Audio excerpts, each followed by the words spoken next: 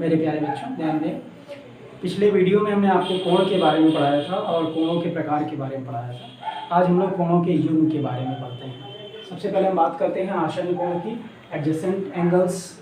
बेटा इसमें क्या होता है, आसन्न कोण, दो कोण आसन्न कोण कहलाते हैं यदि उनमें एक उभयनिष्ठ शीर्ष तथा उभयनिष्ठ भुजा हो और जो भुजाएं उभयनिष्ठ नहीं हैं वो एक दूसरे के विपरीत हों।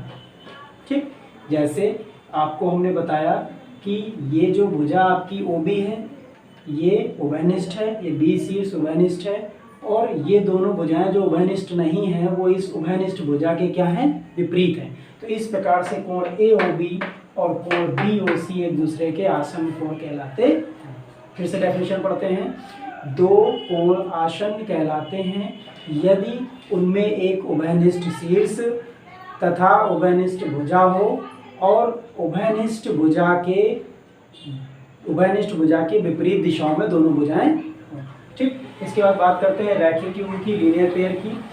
आसन्न कोण, ठीक, ऐसे आसन्न कोण जिनमें जो भुजाएं उभयनिष्ठ नहीं हैं वो एक सरल रेखा बनाती हैं, उसे हम क्या कहते हैं, रैखिक युग्म कहते हैं।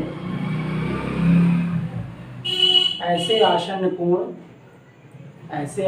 कोण जिसमें उभयनिष्ठ भुजा के विपरीत दिशाओं वाली भुजाएं एक सरल रेखा बनाती हैं उसे हम क्या कहते हैं, रैखिक युग्म कहते हैं। जैसे हमारी ये उभयनिष्ठ भुजा है OB और ये विपरीत दिशाएं OC और OA हैं, ये एक दूसरे से क्या कर रही हैं, सरल रेखा बना रही हैं।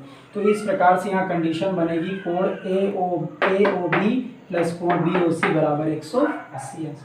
अब हम बात करते हैं शीर्षाभिमुख कोण की, यानी कि वर्टिकली अपोजिट एंगल्स की। दो प्रतिच्छेदी रेखाएं एक दूसरे को इस प्रकार काटती हैं कि उनमें कोई भी भुजा उभयनिष्ठ नहीं होती है। दो प्रतिच्छेदी रेखाएं एक दूसरे को इस प्रकार काटती हैं कि उनमें कोई भी भुजा उभयनिष्ठ नहीं होती है, तो वो शीर्षाभिमुख कोण कहलाते हैं।